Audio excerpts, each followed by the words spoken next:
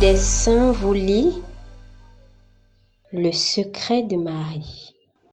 Rendons grâce à Dieu, amis lecteurs, amis lectrices, pour la parution de ce livret dont la composition est inspirée par les deux faits suivants. Le 25 mars 1966, la Sainte Vierge dépose sur le lit de Marthe Robin, une stigmatisée française paralysée, fondatrice des foyers de la charité, le livre Le secret de Marie de Saint Louis-Marie Grignon de Montfort, en disant « Voici le livre que je veux voir répandu dans le monde entier. » 3 ans auparavant, début juin 1963, le pape Jean XXIII mourait et sa mort provoquait cet échange entre Conchita, une jeune espagnole de 13 ans, et sa mère. Il ne reste plus que 3 papes avant la fin des temps. Quoi? Plus que 3 papes avant la fin du monde? La Sainte Vierge n'a pas dit la fin du monde, elle m'a dit la fin des temps. Mais ce n'est pas la même chose? Je ne sais pas. Aujourd'hui, nous savons que la fin des temps est une époque qui peut durer des siècles, tandis que la fin du monde sera instantanée comme le fut la création. Si nous acceptons l'anecdote de Garabandal, jusqu'ici l'Église n'a pas pris position. Benoît XVI, 4e successeur de Jean XXIII, nous fait entrer dans la fin des temps et nous devenons de ce fait les apôtres des derniers temps. Or, le traité de la vraie dévotion à la Sainte Vierge, dont le secret de Marie est un résumé, comporte tout un chapitre sur ces apôtres. Avant-propos. Ce que Montfort fut et fit. Louis-Marie Grignon est né à Montfort en 1673. Il fut ordonné prêtre à Paris en 1700, nommé missionnaire apostolique par le pape en 1706, prédicateur zélé de missions paroissiales et de retraite, confrontant coutumes et traditions avec l'évangile et les réformant quand il y avait contradiction. Il mourut le 28 avril 1716, épuisé à l'âge de 43 ans. Ses principaux écrits sont L'amour de la sagesse éternelle, Le traité de la vraie dévotion à la Sainte Vierge, Le secret de Marie, Le secret admirable du très saint rosaire, La lettre aux amis de la croix. Il est à l'origine de 3 congrégations religieuses, les pères et frères de la Compagnie de Marie, les filles de la sagesse, les frères Montfortins de Saint-Gabriel.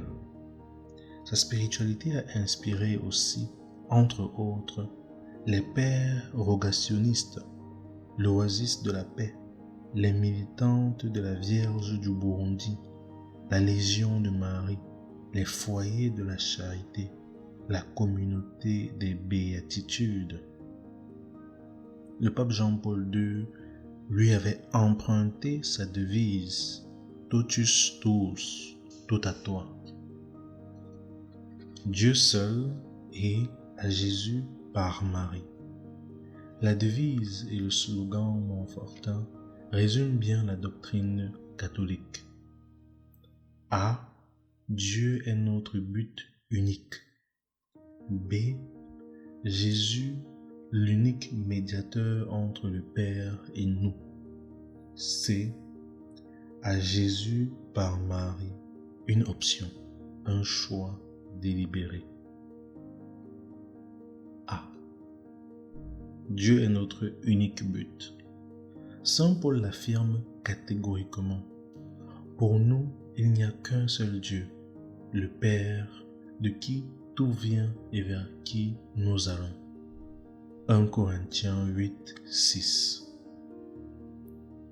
Un seul Dieu et Père de tous, qui est au-dessus de tous, parmi tous et en tous. Éphésiens 4, 6. Et Jésus fait de la connaissance de Dieu l'essentiel de la vie éternelle. La vie éternelle, c'est de te connaître, toi, le seul vrai Dieu. Jean 17, 3. B.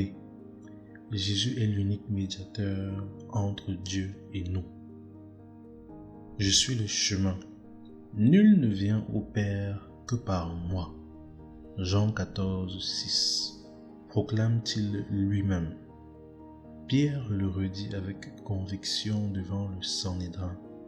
Il n'est sous le ciel aucun autre nom donné aux hommes par lequel nous devions être sauvés. Acte 4, 12. Et Paul le répète avec la même détermination.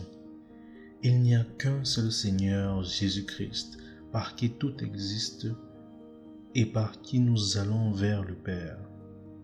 1 Corinthiens 8, 6.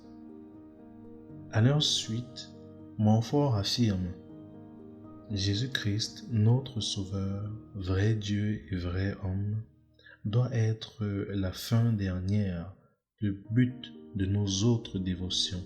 Sinon, elle serait fausse et trompeuse. Et la dévotion à Marie n'échappe pas à cette règle. Si la dévotion à Marie éloignait de Jésus-Christ, il faudrait la rejeter comme une illusion du diable. C. À Jésus par Marie, un choix délibéré. Marie n'est pas indispensable pour parvenir au salut. Par Jésus-Christ, avec Jésus-Christ, en Jésus-Christ, nous pouvons toutes choses, nous dit Montfort. Mais cette affirmation laisse subsister des interrogations. Jésus n'est-il pas Dieu, en toute chose égal à son Père et par conséquent aussi digne de respect que son Père?